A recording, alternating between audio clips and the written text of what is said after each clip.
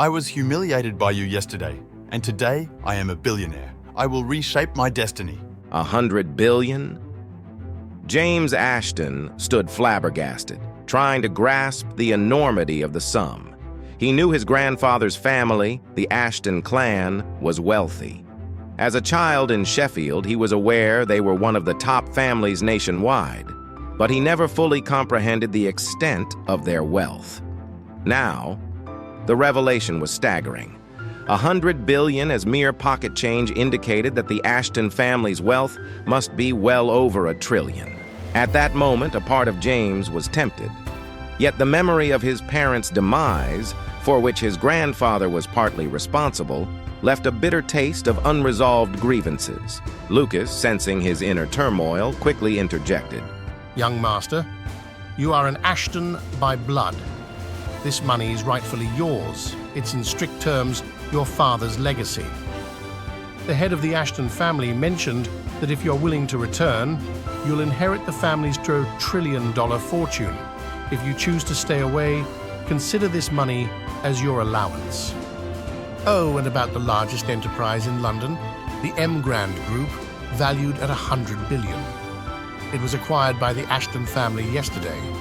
All shares are now in your name. You can take over the company tomorrow.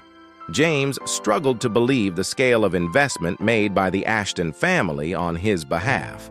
100 billion in a black card and ownership of the M Grand Group.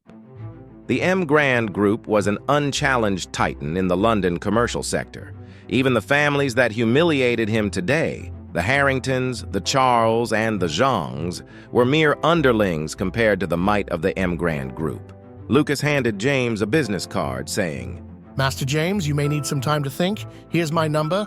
Call me anytime. With that, Lucas left, leaving James in a whirlwind of thoughts.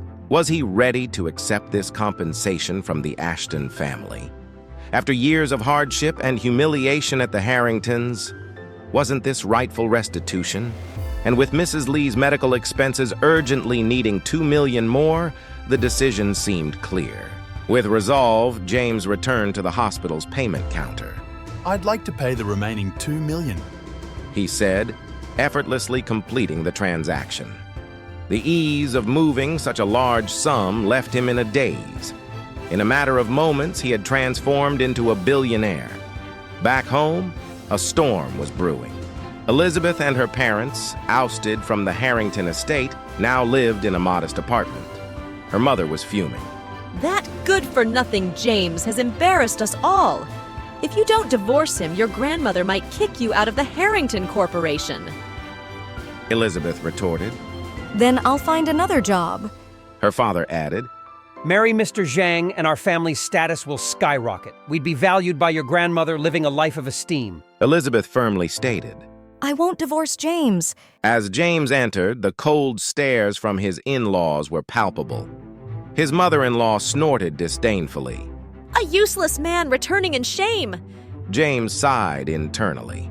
If only they knew about his newfound wealth and ownership of M Grand Group.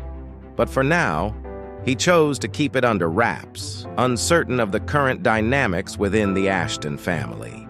James, keeping his head low, apologized for the day's troubles.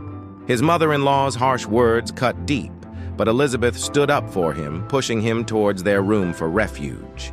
That night, James lay awake, processing the day's shocking events. Before sleeping, Elizabeth, concerned, asked about Mrs. Lee. James reassured her. No details about the mysterious person were revealed. The next morning, with determination, James decided to take over M Grand Group, planning to elevate Elizabeth's standing in the Harrington family. He vowed to make those who looked down on her bow in respect.